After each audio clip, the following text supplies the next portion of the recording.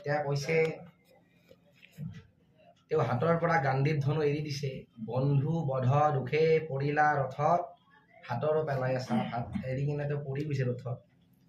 তেতিয়া কৈছে যে মহাজ্ঞান দানে হৰিলা কুমতি, অৰ্থাৎ আমি যি নেকি মই মোৰ আমাৰ এই ভাৱটো লৈ আছো, সেইটো আমাৰ কুমতি বুলি কৈছে। আমি ঈশ্বৰত মই মোৰ আমাৰ বুলি কৈ আমি ঈশ্বৰৰ পৰা বিমুখে হৈ যাই আছো, সন্মুখীন হ'ব পৰা নাই। সেইকাৰণে কয় যে মই দিও মই থওঁ মই বোলো বাণী, এতেকে কহিলে হয় জীৱৰ স্বৰূপ হানি। যিটো আমাৰ নিজৰ অস্তিত্ব, নিজৰ স্বৰূপ, সেইটো আমাৰ হানি হয় বুলি কৈছে। কাৰণ মই বোলা বস্তু নাই। জন্মৰ পৰা মৃত্যু পৰ্যন্ত সকলো বেলেগৰে আমাৰ দান। নাম বেলেগে দিছে, কাম বেলেগে দিছে, সংস্থাপন বেলেগে দিছে, চলাই আছে বেলেগে। তেতিয়া কৈছে যে মহাজ্ঞান দানে হৰিলা কুমতি, অৰ্জুনৰ কৃষ্ণ বা যিখিনি মহাজ্ঞান দিছিল সেইখিনি আছিল গীতা। গীতাৰ ৩য় অধ্যায় কৰ্মযোগখিনি পঢ়িম। যে মৃত্যু হোৱাৰ পিছত সুখ কৰি লাভ নাই, কাৰণ মৃত্যুটো কেনেকুৱা বা হয় কাৰ কি কথা।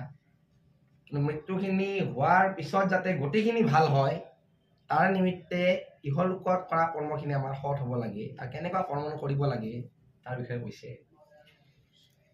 হে ৰাম অৰ্জুন মগন ভৈলা, শোক পংকে পৰি,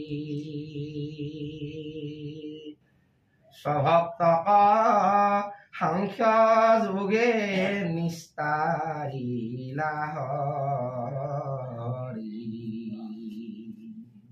অৰ্জুন মগ্ন হইলা শোক পংকে পৰি, পংক মানে বোকা বুলি কৈছে। পংক মানে বোকা, শোকৰ বোকাত পৰি গ'ল। তেখেতে ২য় অধ্যায় সাংখ্য যুগত কিছু কথা ক'লে, তাৰ পৰা তেওঁ অকণমান উপশমিত হ'ল সুসাগৰৰ পৰা, কিন্তু সম্পূৰ্ণভাৱে হ'ব পৰা নাই। হেনয় কৃষ্ণৰ পদে কৰো প্ৰণিপাত, কৰ্মযোগ কৰি বহ ৩য় অধ্যায়। হে ৰাম অৰ্জুনে বুলন্ত শুনি মহা ভাগ, জ্ঞানৰ প্ৰশংসা কৰি কহিলা সাংখ্যত জ্ঞানৰ বিষয়ে কৈছিলে। জ্ঞান যোগেৰে ভগৱন্তক কেনেকে পায়